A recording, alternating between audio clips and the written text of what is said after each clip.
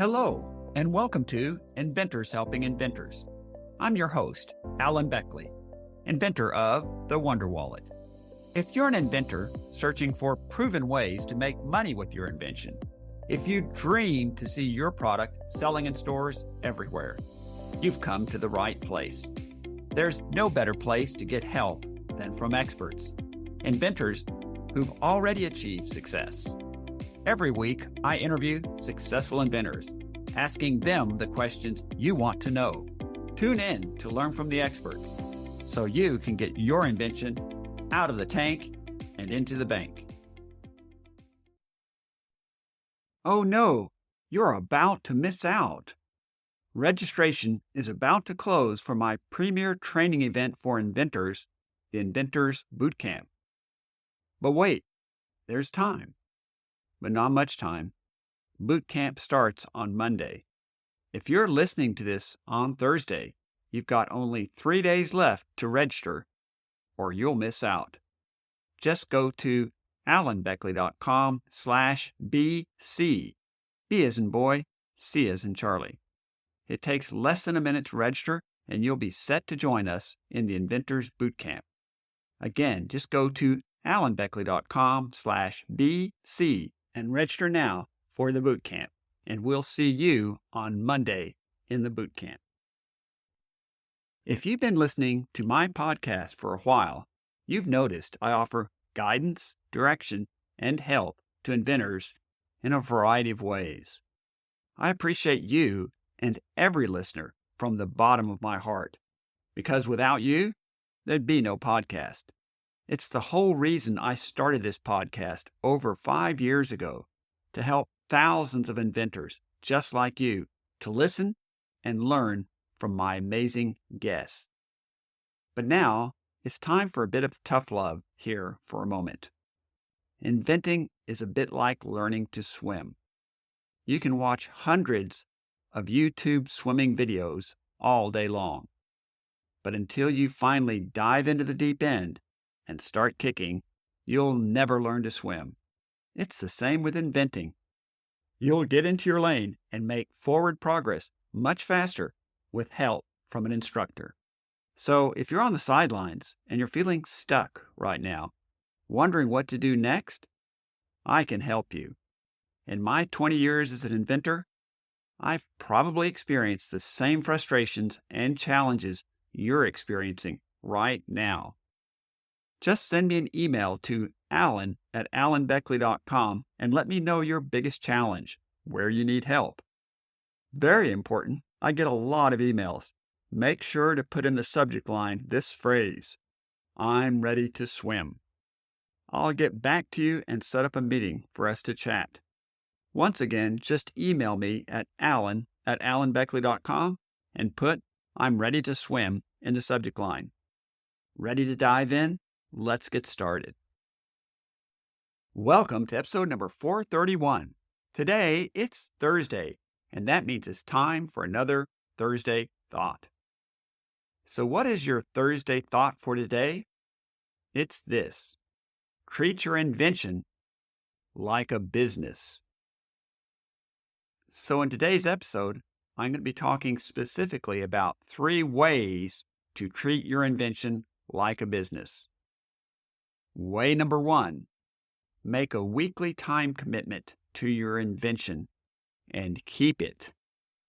You decide, based upon your other commitments, what can work for your invention, but keep that commitment.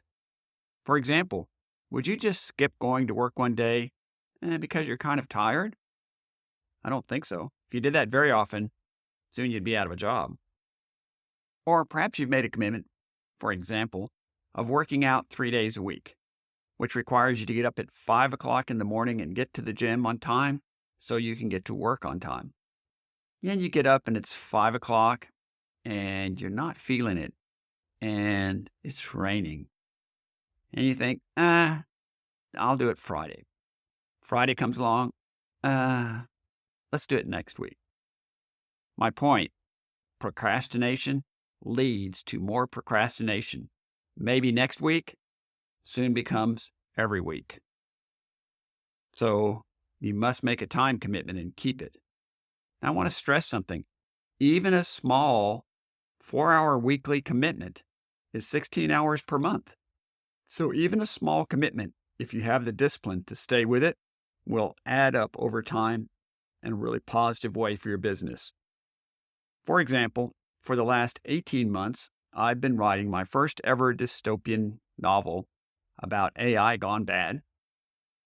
And I spent 6 months with excuses. I don't have enough time to write, this and that. And finally, a writer friend of mine said, look, just plan to write an hour a day and do it every day. I thought, I think I can do that. So 18 months ago, I made a commitment to write an hour every day. And 18 months later, I have 121,000 words written. My book is almost finished for the first draft. And all because I made a small commitment and have stuck to it. And you can do that too. Now let's go to way number 2. You must be willing to invest capital into your invention as needed. Patents, prototypes, and packaging are all key expenses of your business. And as you likely know, inventing is a capital-intensive business, and you must be creative to manage expenses. But looking for investors to fund your business is a fool's errand. Investors invest in money-making businesses in exchange for equity. The truth is, in the beginning and for some time, inventions consume money. They don't produce money or profit. They're high risk, and there's no reason why an investor would want to be involved in such a risky project. Now let's go to way number 3. Your invention is a product that must offer benefits and solutions that give consumers clear reasons and benefits for buying your product. Is it easier and more convenient to use than competitors? Does it save them time? Does it offer desirable features that competitors lack?